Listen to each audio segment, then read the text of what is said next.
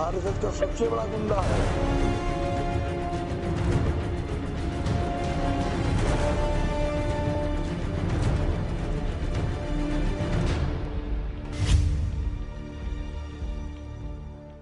नेताओं की जुबान फिसलती है, लोकतंत्र शर्मसार हो जाता है, लेकिन इन नेताओं को जरा सी भी शर्म नहीं आती।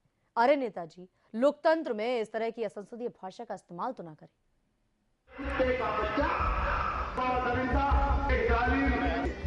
आरएसएस का सबसे बड़ा गुंडा। ये भाषा उनकी है जो शिष्ट हैं, विशिष्ट हैं, ऐसा कहा जाता था राजनीति में। यह है हमारे देश की बदली हुई राजनीति। क्यों? यहां कौन कब क्या बोल दे समझना मुश्किल ही नहीं, नामुमकिन है। लोकतंत्र की दुहाई देते हैं ये नेता, लेकिन इन्हें इतनी भी लाज नहीं आती कि मंचों से मर्यादा का ऐसा मजाक नहीं बनाते। अरे नेताजी, बंद कमरों में कह लो जो मंचों पर बाज रहे हो। कम से कम हमें तो शर्म ना आए, आपको तो खैर आएगी क्या शर्म। कौन कहता है कि आरोप ना लगाओ विपक्ष पर? अरे लगाओ, लेकिन ऐसा भी कौन सा लफ्जों का टोटा पड़ गया है आपके पास कि आपको मंचों पर उन शब्दों का इस्तेमाल करना पड़ रहा है जिनका इस्तेमाल आम बोलचाल में भी अटपटा सा लगता है, जुबान रुक सी जाती है। लेकिन आप तो मंचों पर ऐसे कह रहे हैं जैसे ये राजनीतिक मंच नहीं, गली मोहल्ले की लड़ाई हो।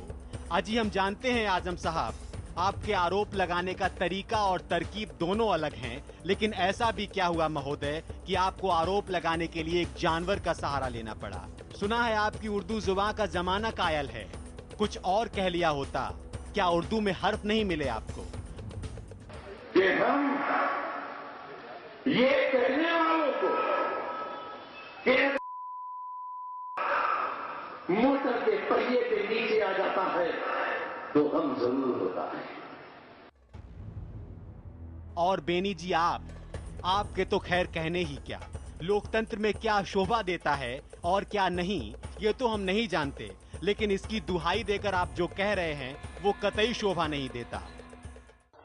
गांधी जी सेकुलरिज्म के लिए शहीद हुए हैं और आरएसएस और भाजपा के लोगों ने उनकी हत्या की है, इसलिए मुल्क के गुनाहगार हैं, इनको सजा देना। चुनाव में मोदी आरएसएस का सबसे बड़ा गुंडा है।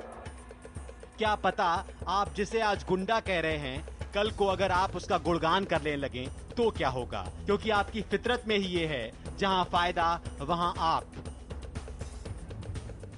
के न्यूज। ऐसा कौन सा शब्दों का टोटा पड़ गया है धर्मेंद्र सिंह जी कि ऐसी भाषा का इस्तेमाल करना पड़ रहा है? शिष्ट हैं, विशिष्ट हैं, अति विशिष्ट भी हैं, लेकिन भाषा ऐसी जो शर्मसार कर दे, सोचने पर मजबूर कर दे, नजरें झुकाने पर मजबूर कर दे। नहीं, मैं वही आपसे कह रहा हूं कि लोकतांत्रिक व्यवस्था में इस तरह के शब्दों का कोई मूल्य नहीं है।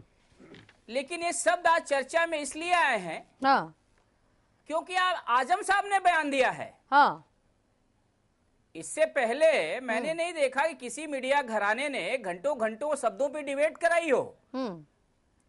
आज चूंकि माननीय आजम साहब ने ये बात कह दी, नहीं कराई तो सबने, शायद आपने देखा नहीं जा रहा है मीडिया की तरफ से। नहीं कराई तो सबने है और विरोध भी किया, लेकिन शायद आपने नहीं वही देखा मैं कह रहा हूँ, वही मैं कह रहा हूँ। जो मैं कहना चाह रहा हूँ आप समझ रही हैं।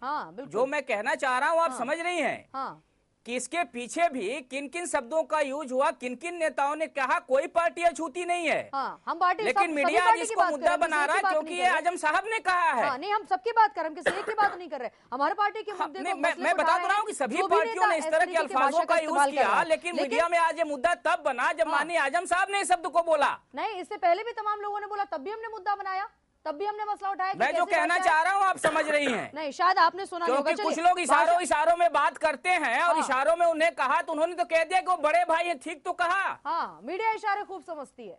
बड़े भाई ही तो कहा, क्या बुरा कहा।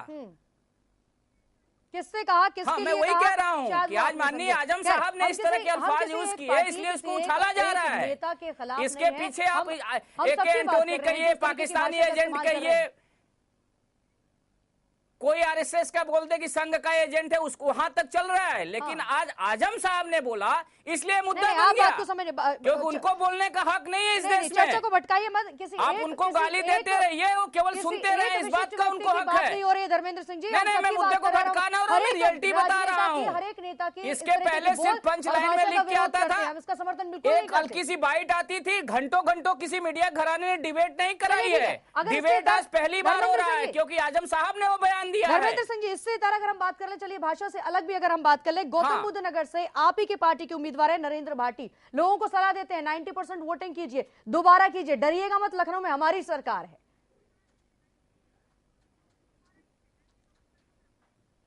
नहीं रूबी जी, मैं वही तो कह रहा हूं ना कि आप क्या कह रहे हैं बताइए। किसी भी पार्टी का कोई भी आदमी करता है, और देखिए उन्होंने किया निर्वाचन, मैं कह तो रहा हूँ कि गलत है, कि कौन कहेगा सही, आप बताइए। पवार साहब ने भी कहा था, पवार साहब बहुत बड़े राष्ट्रीय नेता हैं, कह सब रहे हैं, गलत भी ठहरा रहे हैं, आप अपनी पार्टी को गलत बोल रहे हैं, पर चीजें रुकती क्यों नहीं है?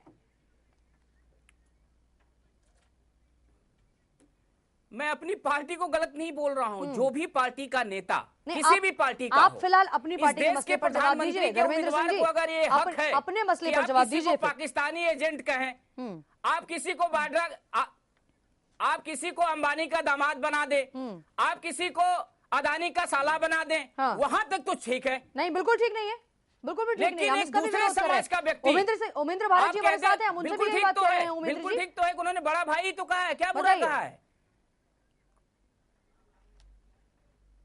बोलिए उमेंद्र जी। नहीं देखिए, किसी भी तरीके से भाषा के माध्यम से यदि मुद्दों को भटकाया जाए तो ये कहीं भी स्वीकार्य नहीं है। कोई भी भटकाए वो गलत है। हम लोग पूरी कोशिश करते हैं कि हमारी गाड़ी उसी पटरी पे चले जिस तरीके से हम लोग चले हैं। हम आंदोलन लेके चले हैं, हम आम आदमी के मुद्दों को लेके चले हैं, हम आम आदमी के मुद्दों पे ही काम करते हैं। हम कहीं ऐसा कोई गाली गलौज का इस्तेमाल कतई नहीं करना पसंद करते हैं, और ना ही हम इसका कहीं से भी इसकी कोई वकालत करते हैं। भाषा में भी जो बयान दिए जाते हैं वो भी किसी तरीके से नीति संगत, न्याय संगत नहीं है उमेंद्र जी। नहीं, बात सही है। आप ये एक बात समझिए, किसी चीज को व्यक्त करने के लिए, जैसे हमसे कहा जाता है कि हम लोगों ने कह दिया शीला दीक्षित को कि वो बिजली कंपनियों की दिल्ली में अरविंद जी ने कह दिया कि ये दलाली कर रही हैं। तो आप ये समझिए बिजली कंपनियां किस तरीके से आम आदमी को लूट रही थी, उसको व्यक्त करने के लिए। और दलाल कोई ऐसा वर्ड नहीं है, दलाल स्ट्रीट हमारे यहाँ है, दलाल तो एक नहीं, आपको बोलना नहीं चाहिए। आप एक महिला के लिए बात कर रहे हैं और आप जिस शब्द का इस्तेमाल कर रहे हैं उसके लिए और भी शब्द हैं, कोई कमी नहीं पड़ गई शब्दों की। नहीं, उसमें कोई ऐसा कोई शब्द का इस्तेमाल नहीं किया गया, किसी तरीके से कोई गाली गलौज नहीं की गई है, और वो कोई गलत वर्ड नहीं है। हम लोगों ने जिस भी तरीके से उस बात को रखा है, आम आदमी के मुद्दों को आगे उठाते हुए रखा है। चलिए, अरविंद केजरीवाल जी ने हर जगह, केवल हमने जिस भी चीज दिल्ली में भी लड़ाई लड़ी है, हम मुद्दों पर लड़ाई कर रहे हैं, और आगे भी हम यही चाहेंगे, हम मुद्दों पे बात करें, ताकि हम बयानों पे बात करें। बयानों पे जब तक राजनीति होती रहेगी तब तक जो है ये इस देश में कुछ भला हो ही नहीं सकता। जनता तो यही चाहती है, लेकिन राजनेता नहीं करते और पार्टियां नहीं करती। सुरेंद्र जी, लोकायुक्त है, सीएजी है, सुप्रीम कोर्ट है, हाई कोर्ट है, आएंगे धर्मेंद्र सिंह जी आपके पास भी आएंगे। इस देश में सीबीआई है, आईबी है, सीबीडीटी है। 66 साल से सारा सीबीआई क्या कर रहा है वो आप सब जानते हैं। आपके नेता मुलायम सिंह जी क्यों कांग्रेस को समर्थन करते हैं और सीबीआई का डंडा किस तरीके से उन पे चलता है हम सभी जानते हैं। तो सीबीआई का नाम न लीजिए कृपया। रुक जाइए उमेंद्र जी, बोलिए सुरेंद्र जी। नहीं, हम तो आपके बारे, आप मीन्स कि आप पार्टी से तो हम डिस्कस ही नहीं करना चाहते, आपका वजूद कितना है। नहीं, यही कहा है सर, वजूद क्या है ये शीला दीक्षित भी कहती रही। राजनीतिक जीवन में आए हुआ 49 दिन की सरकार चलाए, धर्मेंद्र जी यही चीज शीला दीक्षित भी कहती रही। आपका वजूद क्या है, आपका वजूद क्या है? 49 डेज आप मुद्दे को भटकाइए नहीं, हमारे वजूद पे बात मत करिए, हमारे वजूद पे बात मत करिए। शीला दीक्षित यही कहती रही, आज केरल में बैठी हुई है, तो इसलिए आप अपने वजूद की बात मत करें, नहीं तो आप अंडमान निकोबार में मिलेंगे। सबसे ज्यादा किसी ने शब्दावली का गलत प्रयोग किया है तो माननीय केजरीवाल साहब ने किया है। काफी देर से खामोश बैठे और सारा कुछ सुन रहे हैं। सबसे ज्यादा माननीय केजरीवाल साहब ने आएंगे धर्मेंद्र सिंह जी आपके पास भी आएंगे, आपको बोलने का मौका देंगे। अभी सुरेंद्र जी की बात सुन लेते हैं। कौन दामाद का क्या मतलब है, बोलिए सुरेंद्र जी। चर्चा करेंगे जी क्या पूछ रही थी, मैं सुन नहीं पाया रूबी। यही भाषा का ही मसला है, आखिर क्यों उसकी जरूरत पड़ रही है। इमरान मसूद आप ही के पार्टी से है, कैंडिडेट है, टिकट मिल गया, वो भी मारने काट डालने की बात करते हैं। मुद्दे खत्म हो गए क्या पार्टियों के पास?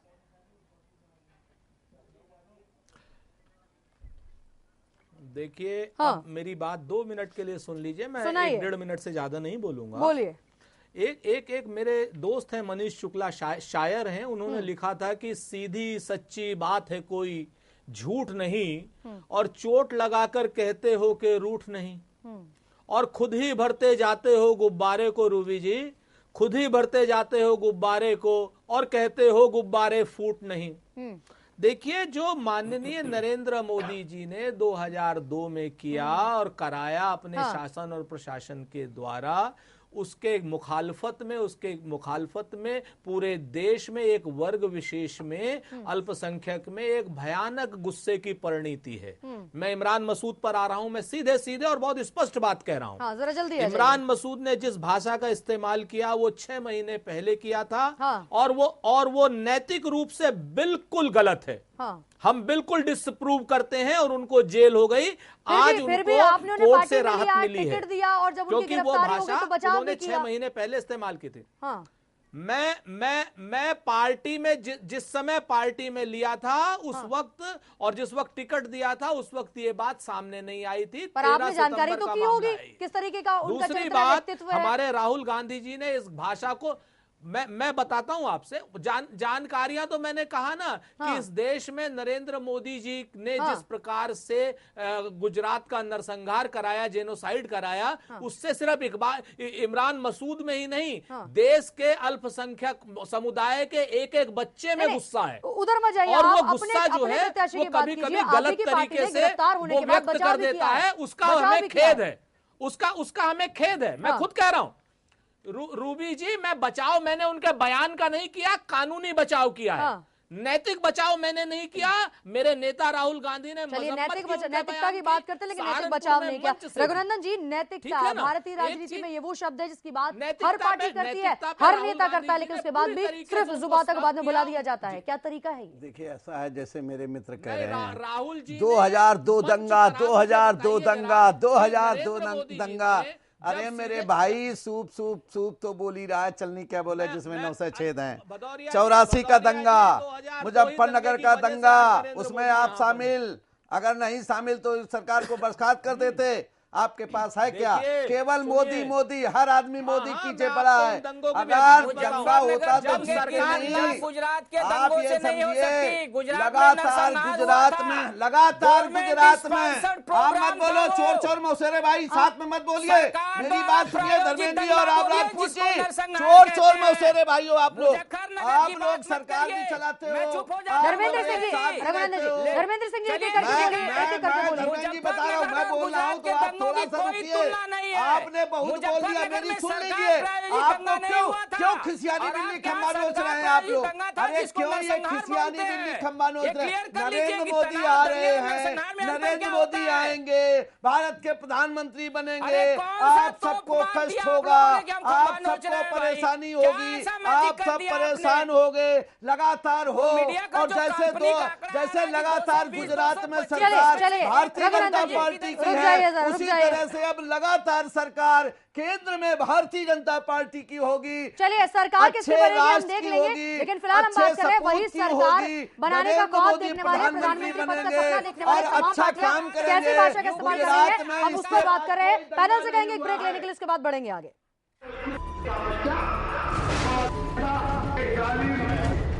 आरएसएस का सबसे बड़ा गुंडा है